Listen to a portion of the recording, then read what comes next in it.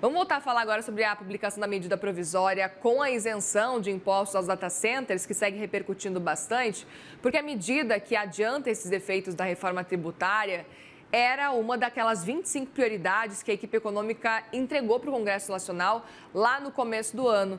Cris Noberto vem conversar com a gente para dar todos os detalhes para a gente, para agora entender o que mais está sendo possível riscar daquela listinha que a Haddad entregou com as 25 prioridades. Agora sim, essa aí já pode dar aquele check, né, Cris? Conta para a gente os detalhes. Boa tarde para você. Oi, Muriel, boa tarde para você, para todos que nos acompanham. Pois é, tinha algumas medidas que já estavam em tramitação, outras que ainda iam entrar na pauta do Congresso Nacional, e não só a MP dos data centers, mas o projeto de lei que dá mais poderes ao CAD para regular a concorrência das Big Techs também estava dentro dessas 25 prioridades. Mas isso é um assunto para outra hora. Nesse sentido dos data centers, foi um projeto que vem sendo gestado aqui no Ministério da Fazenda, pelo menos desde o ano passado. Foi-se criada uma secretaria especial para poder estipular, fazer esse texto junto com o Ministério de Minas e Energia, com o MDIC, com o Ministério da Justiça. Enfim, foi ali uma junção de fatores, justamente para que pudesse, então, nascer essa proposta. Teve ali no começo do ano, na verdade, há 2 meses, mais ou menos,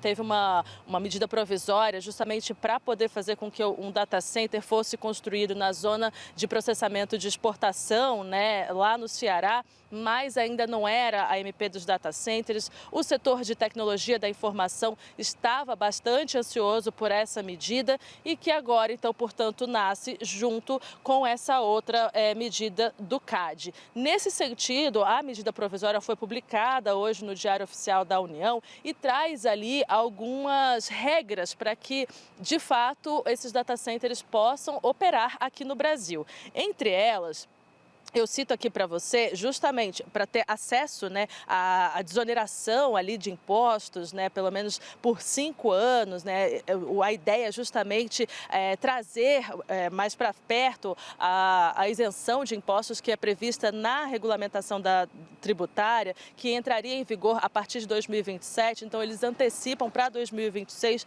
essa desoneração de PIS, COFINS e IPI.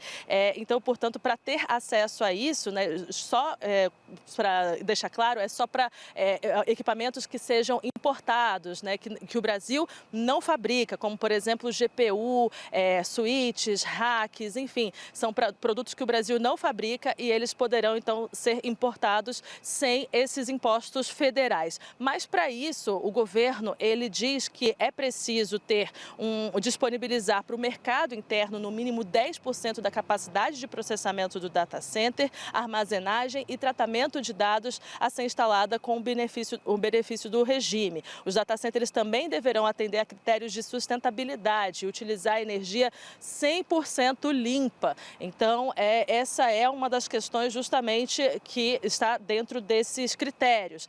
A MP também obriga as empresas a realizarem investimentos no país correspondente a 2% do valor dos produtos adquiridos no mercado interno ou importados com o benefício do REDATA. De acordo com o que está escrito na MP, projetos de pesquisa, desenvolvimento e inovação em programas prioritários de apoio ao desenvolvimento industrial e tecnológico da cadeia produtiva de economia digital são esses a obrigação de ter pelo menos 2% de investimento. Ao todo, o governo estima de que vai ter uma renúncia fiscal de cerca de 7,5 bilhões de reais em 3 anos. Para este ano,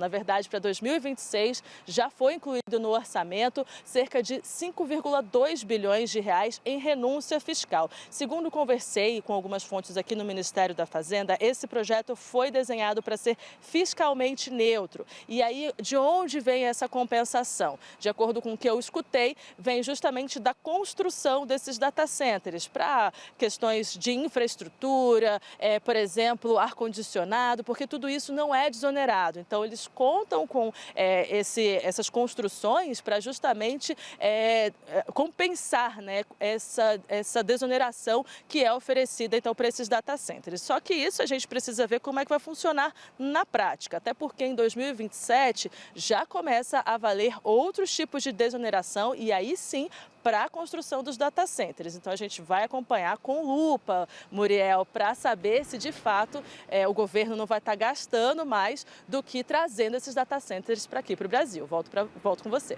É isso, é um avanço, claro, mas é importante ficar de olho nesses gastos também. Obrigada, Cris, pelas informações. A gente volta a conversar mais ao longo aí da programação.